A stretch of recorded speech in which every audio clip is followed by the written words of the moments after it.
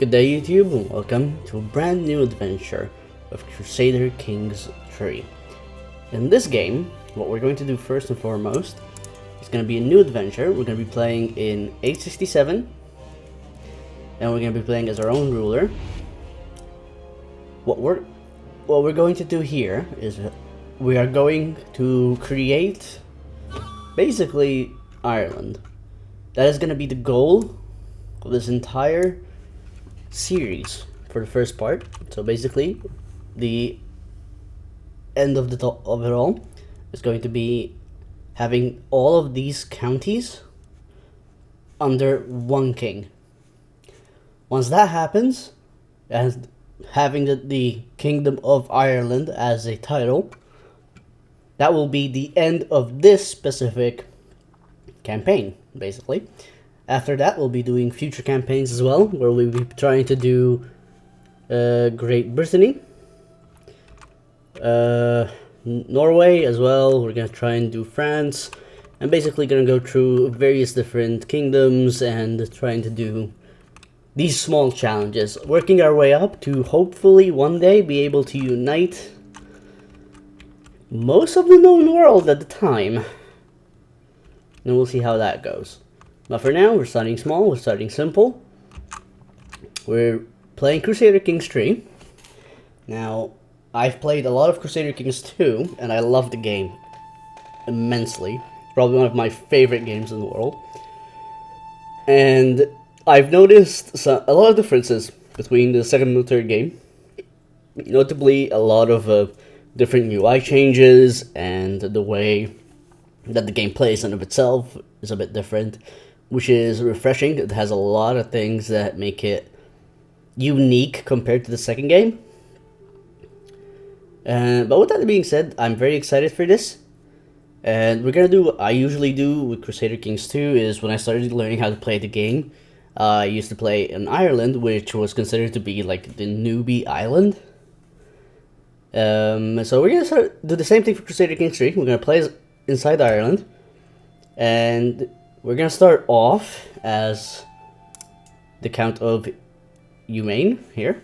We're gonna be creating our own ruler, and we're gonna try from here and work our way around, hopefully getting the entire kingdom under our rule.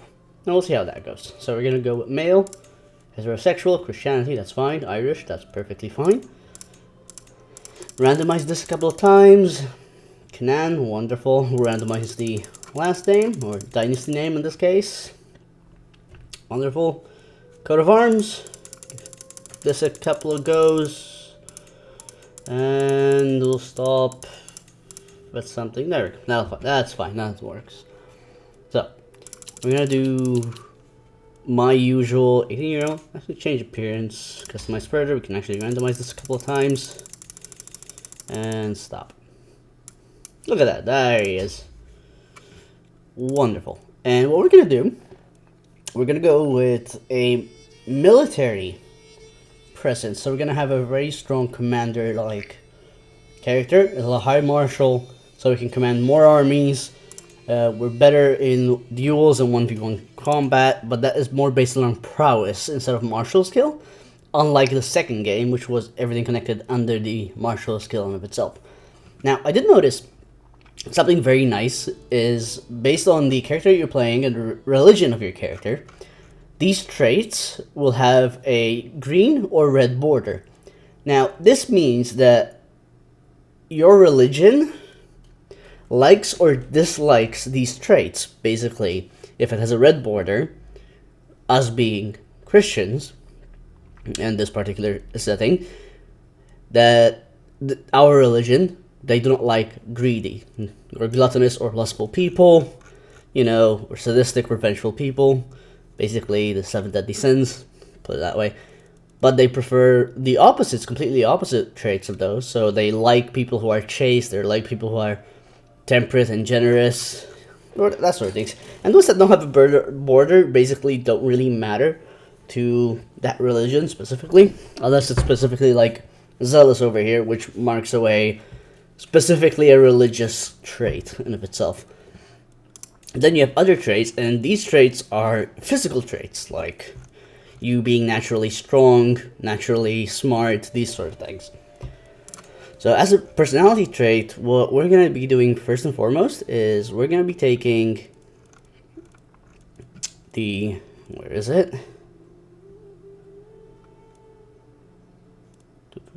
Stubborn, nope, callous. Let's see. I will be taking the zealous trait. Now, it increases our martial by 2, and our piety increases by 20% every month. However, people of different religions or faiths will have a worse opinion on us. Now, in this case, because we are in Ireland at this time during the setting, there will be a lot of Viking raiders, which are, of course, of different religions. So this gives us a small bonus to fighting, being able to fight these types of characters, basically. You also again take the brave trait, which increases our martial and prowess again. And with that, we'll go to the other traits. We're going to also take the, where is it? The pure-blooded trait, which gives us a small boost in our fertility and a less chance of inbreeding. Now, also a small health boost goes a long way. We can also take the strong trait, realistically, which gives us more prowess, but we can afford both of them. So we're going to take both. That leaves us with about 46 points, if I'm not mistaken, that we can take. So let's see what we can go with. We can take calmly, which also increases our fertility once again, which is not realistically a bad trait to have, especially since it's congenital, which means that your children are likely to be born with that, inheriting that trait, basically. So what we're going to do is, because we went over, as you can see, achievements are not available, we can go as much as we want. We can take all of these traits if we want, and it'll be fairly easy to do it. But instead, what we're going to do is, I'm going to take one hit in diplomacy and get those all straight to 5. We'll have 17 martial, so it's going to be a very strong character, and a 12 prowess, which is a very average and decent ability to have. So we're going to be doing this again, martialized. So we're going to be going through a lot of war, a lot of fights, and a lot of everything. There's our character, Chieftain Canaan. He's a fearless zealot, and hopefully he'll live long enough to unite Ireland. So first things first, what we're going to do is we need to get married. So going through here, I do want to try and find someone who's also strong, preferably. So if we go to the search bar here, we can go to traits, and we can take inheritable traits. And these are traits that your children are likely to inherit once you have that. So this one, actually, so we have here, attain, if we get married with this lovely lady here, the probability is that we will also have alliance with Oriel over here. So he will be allied to us because we'll be marrying off to his daughter. And she also has the pretty trait, which increases her fertility as well.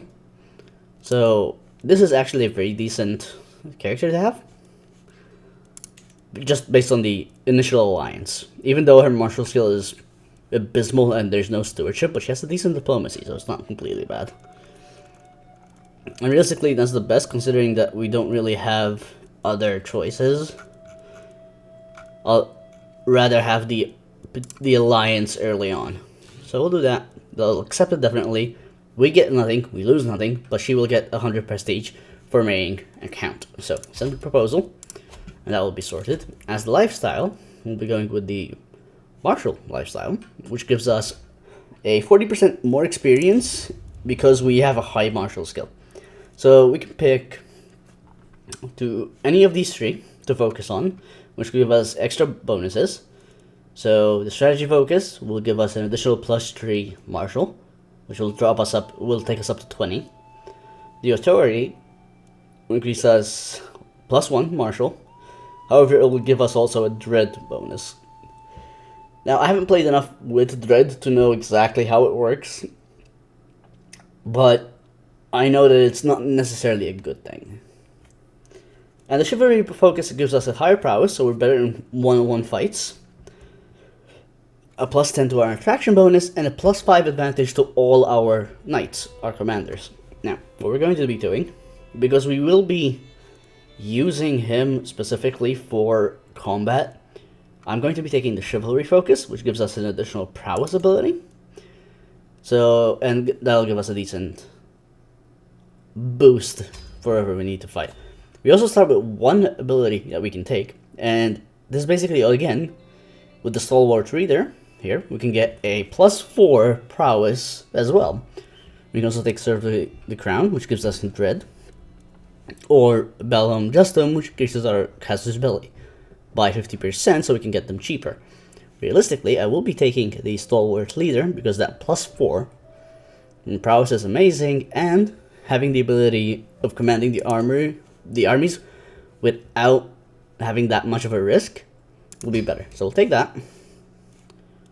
You close this off. So now you can see we have 19 prowess, thanks to our brave, strong, and the chivalry and the Stalwart Reader abilities.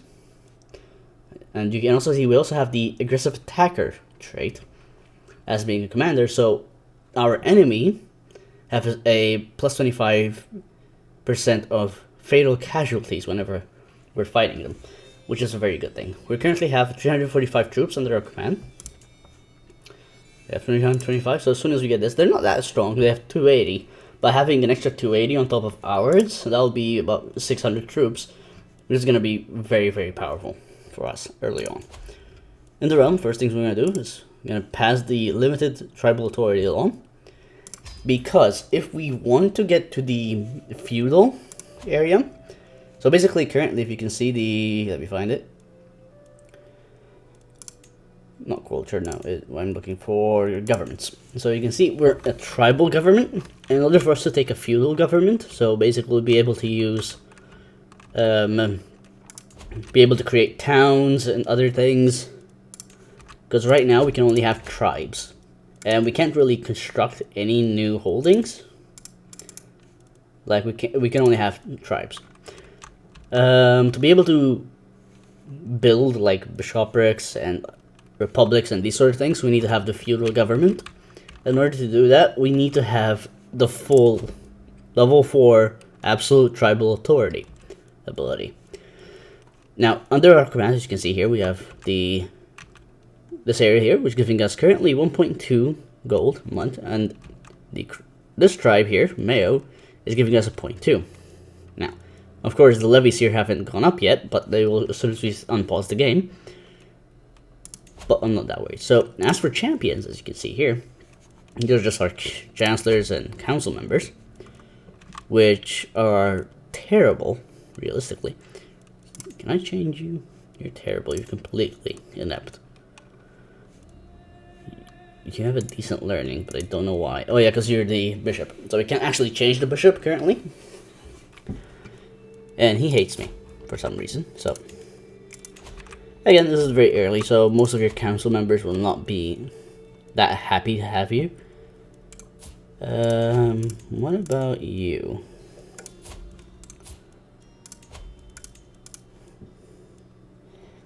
Lowborn.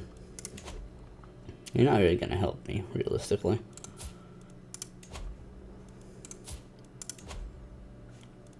Nothing I can do with that. However, if we go to him, for example, I believe he's married. We can get these guys married, so be able to have children of their own and increase our court itself. However, currently, these are completely terrible characters, so what we're gonna do, we're gonna go to champions, we're gonna invite the champions. Will cost us 150 prestige. However, there will be at least 3 commanders that will be decent enough to actually command our units. So, as the current situation, we don't have enough spouses, but that's not a problem, we're getting married. Few champions, we already know about that. We can create the Duchy of Connacht. We just need this area here.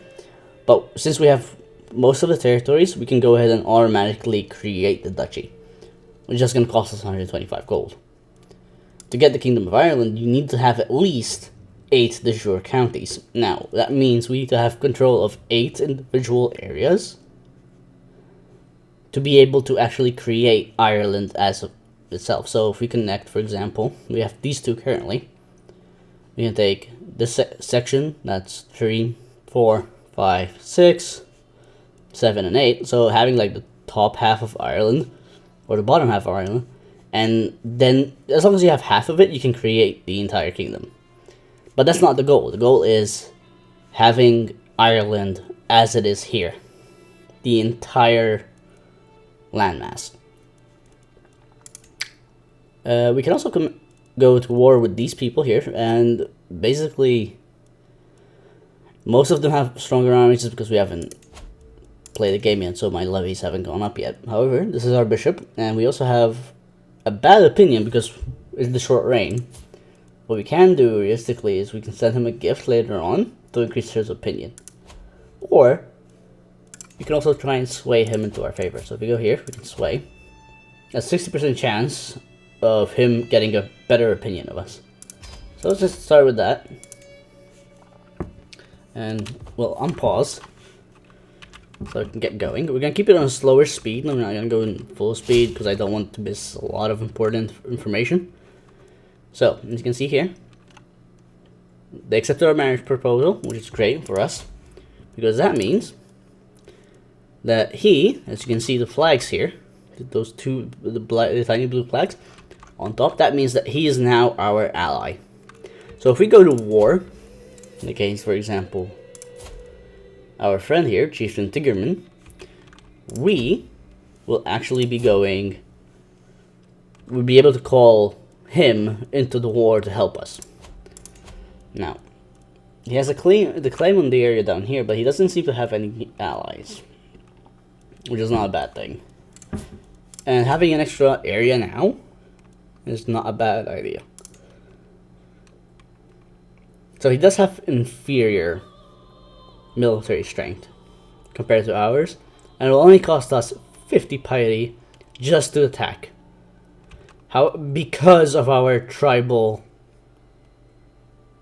abilities. So as you can see, allies, we have one ally, he has none. This is going to be a fairly easy fight to do, especially because they are completely inferior to us. So we'll go ahead, go to war.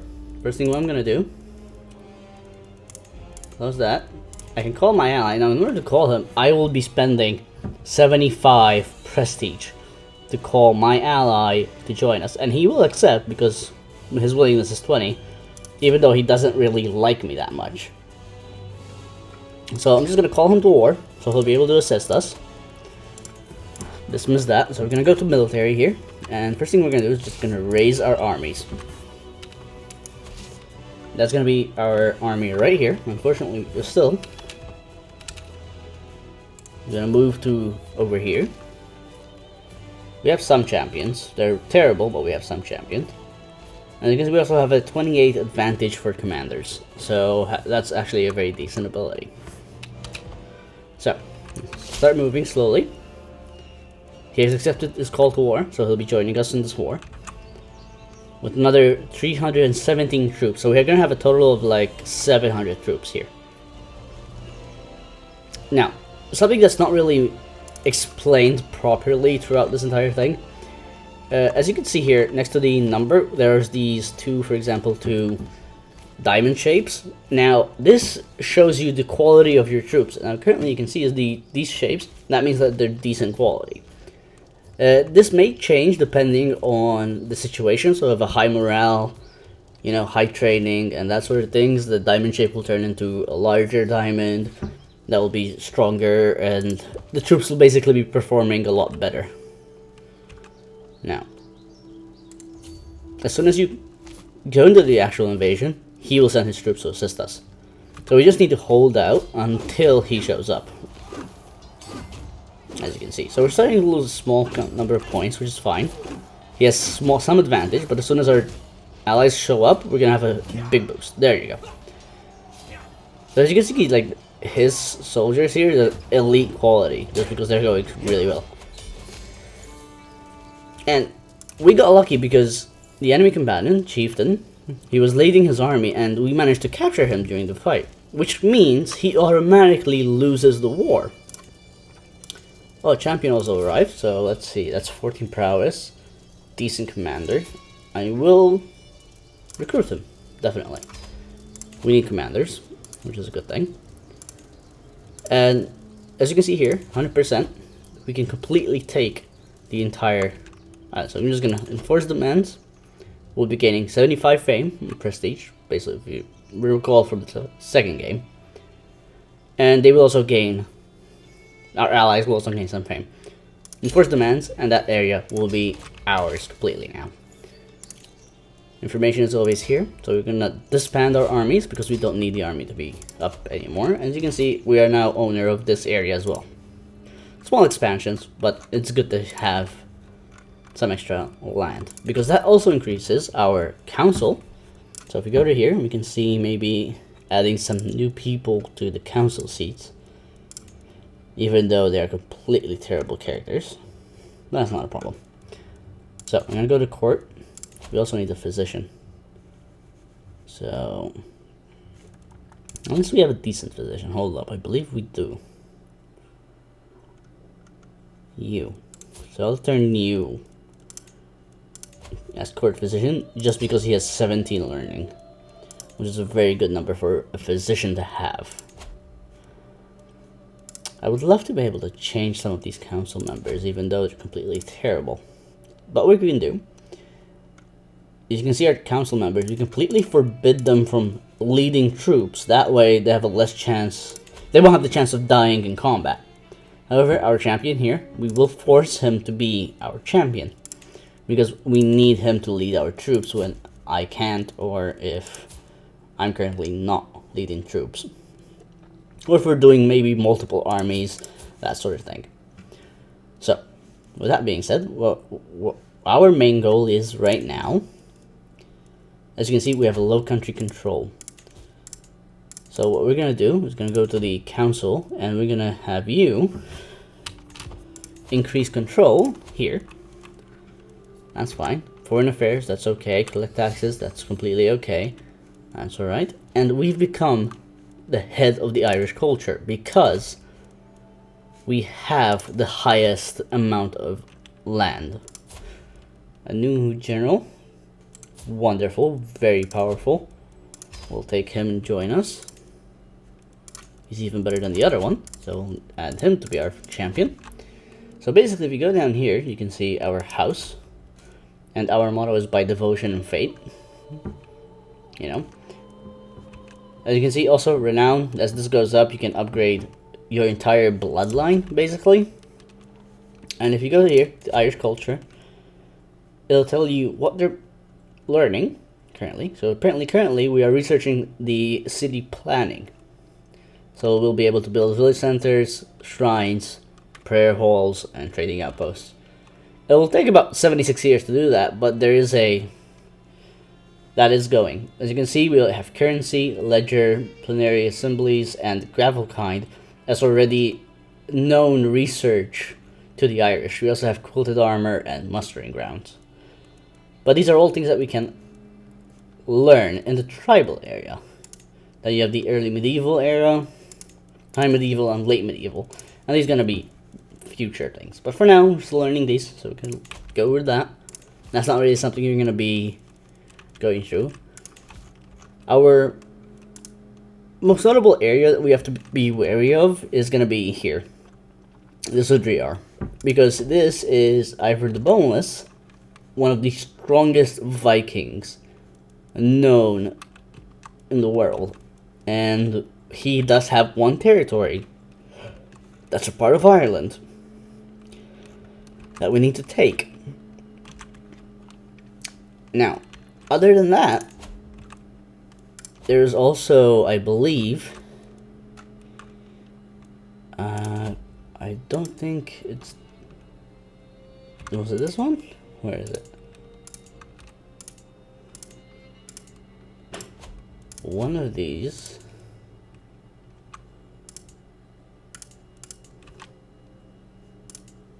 There it is. Upland. So this is Bjorn Ironside. Another powerful Viking. We also have Sigurd over here. And I also believe...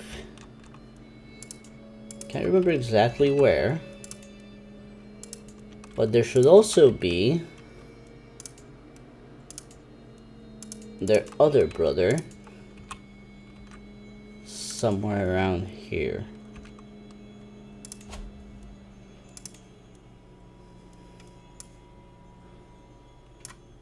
But yeah,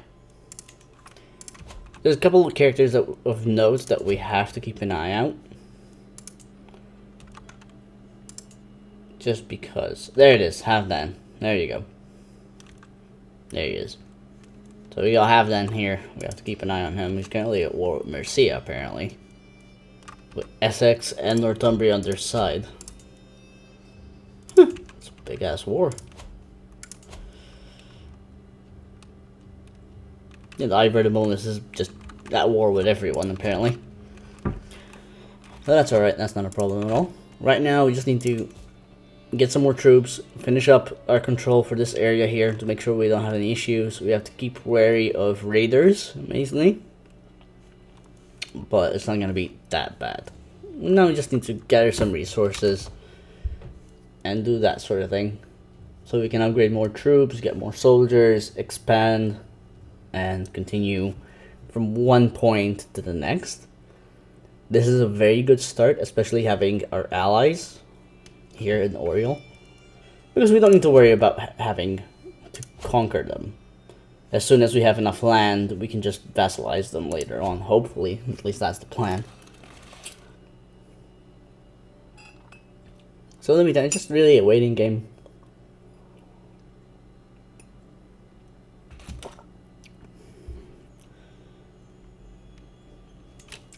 But for now, I think that's a good start. And we're going to end this episode here. And we're going to continue on. We're going to have another episode soon.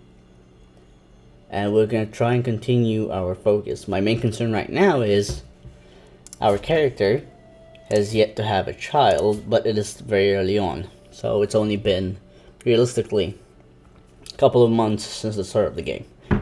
So hopefully as soon as we have a male heir, we can focus on more expanding and being a bit more aggressive.